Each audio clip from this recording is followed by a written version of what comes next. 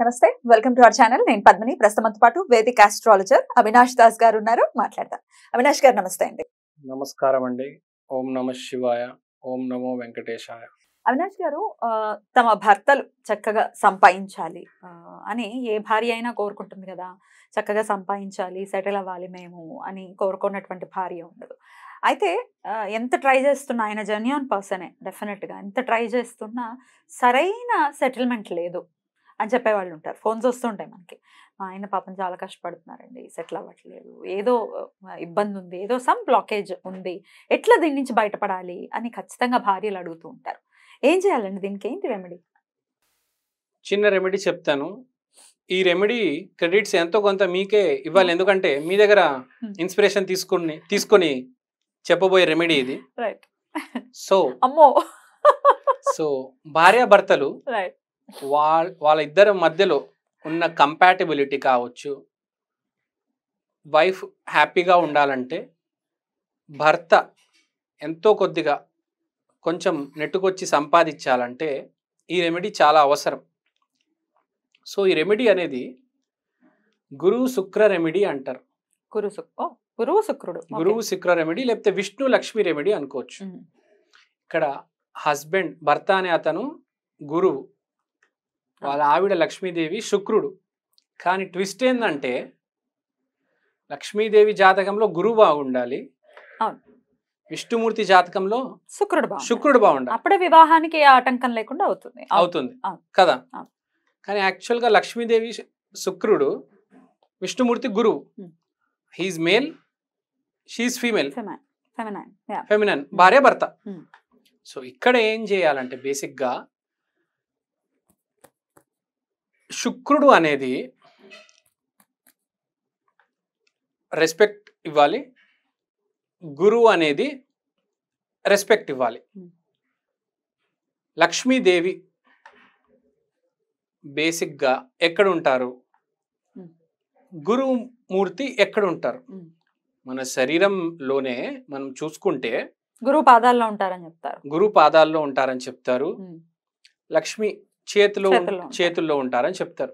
మన బాడీలో గురువు శుక్రుడు కాకుండా వేరే గ్రహాలు కూడా ఉంటాయి, ఒక్కొక్క పార్ట్స్ ని చేయటం చెప్పింది. అలానే చక్రాలు కూడా ఉంటాయి మనకు. సో చక్రాలు ఉంటాయి, గ్రహాలు ఉంటాయి.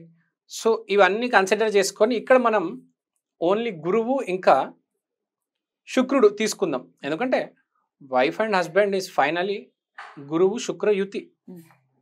ఎవరి జాతకంలో అయితే బేసిక్గా గురువు శుక్ర యుతి ఉందో వైఫ్ అండ్ హస్బెండ్ రిలేషన్షిప్ బాగుంటుంది, ఇక్కడే చెప్పవచ్చు. అండ్ సో ఇక్కడ పాయింట్ ఏంటంటే మనము చూసుకోవాల్సింది, ఎవరైనా కానీ ఇప్పుడు విష్ణుమూర్తి లక్ష్మీదేవి కాదు, ఇక్కడ భూమండలం మీద కూడా ఎవరైనా పెళ్లి చేసుకున్నారంటే అబ్బాయి విష్ణుమూర్తితో సమానము, అమ్మాయి లక్ష్మీదేవితో సమానం. ఫస్ట్ అర్థం చేసుకోవాలి. దాన్ని బట్టి అర్థం చేసుకోవడం ఏంటంటే మీ భర్తని నిజంగా విష్ణుమూర్తి అంత రెస్పెక్ట్ ఇవ్వాలి, అలానే మీ భార్యకు కూడా లక్ష్మీదేవి అంత రెస్పెక్ట్ ఇవ్వాలి. ఎందుకంటే మీ జీవితంలో డబ్బు తీసుకొచ్చేది ఆమెనే. ఇదే బాగా లోపిస్తోందండి. రకరకాల పర్సెప్షన్స్, రకరకాల ఈక్వేషన్స్ తో రెస్పెక్ట్ అనే మాట లేదు జీవితాలు కదా. అవునండి. నువ్వెంత అంటే నువ్వెంత, నువ్వు అవసరం లేదంటే నువ్వు అవసరం లేదు. ఇప్పుడు మీరు చెప్పిన పాయింట్ కరెక్టే అండి. మన భర్త జాతకంలో శుక్రుడు బాగాలేకపోతే ఇంకేమవుతుంది? భార్య జీవితంలో గురువు బాగాలేకపోతే హస్బెండ్ సరిగ్గా ఉండడు. ఇప్పుడు మనం చూస్తుంటాం ఎలా ఉంటుందంటే జీవితం, శుక్రుడు బాగుంటే పెళ్లి చేసుకున్న తర్వాత బాగా పుంజుకొస్తారు, అదే బుధుడు బాగుంటే పిల్లలు పుట్టిన తర్వాత బాగుంటారు, అదే మార్స్ బాగుంటే బ్రదర్తో కలిసి బిజినెస్ చేస్తే బాగా. కానీ the ultimate highest level of మనం మనీ ఫ్లోలో చూసుకుంటే గురువు శుక్రయుతినే మోస్ట్ పవర్ఫుల్. ఎందుకంటే ఇద్దరు గురువులు, ఒక అతను దైవ గురువు, ఇంకో అతను రాక్షస గురువు. సో గురువులే ఎప్పుడైనా మనల్ని ఆకాశం అంత ఎత్తుకి ఎత్తగలరు. సో ఇక్కడ మన పాయింట్ ఏంటంటే రెమెడీ ఎలా చేసుకోవాలి. సో ఇక్కడ ఏంటంటే మనం ఒక ప్రోటోటైప్గా విష్ణుమూర్తిని లక్ష్మీదేవిని చూసుకుంటే శేషనాగుల మీద లక్ష్మీదేవి విష్ణుమూర్తి పాదాలు పట్టుకుంటారు, నొక్కుతూ ఉంటారు, నొక్కుతూ ఉంటారు. లక్ష్మీదేవి అని అంటుంటారు. అవును. విష్ణుమూర్తి ఏమో ఉమ్, లక్ష్మీదేవి చేయి పట్టుకుంటారు. Um, so this is the best remedy. ఎవరైనా కానీ భార్యాభర్తలు కొంచెం సేపు ఒక 5 నిమిషాలు అయినా మినిమం రోజుకి, భార్య ఏమో భర్త కాలు పట్టుకోవడం, భర్త ఏమో భార్య చేతులు పట్టుకోవడం అనేది జరిగితే ప్రతి ఇంట్లో చాలా మంచిది.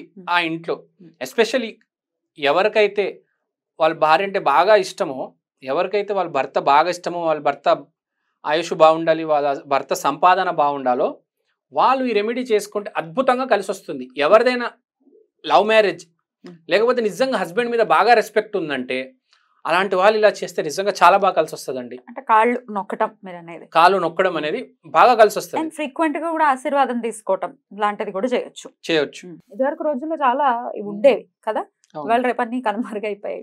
ఇదివరకు రోజుల్లో చక్కగా ఆశీర్వాదం తీసుకునేవారు. పండగలు కనుకోవచ్చు, పేరెంటాలకు, పబ్బాలు కనుకోవచ్చు, అన్నిటికీ.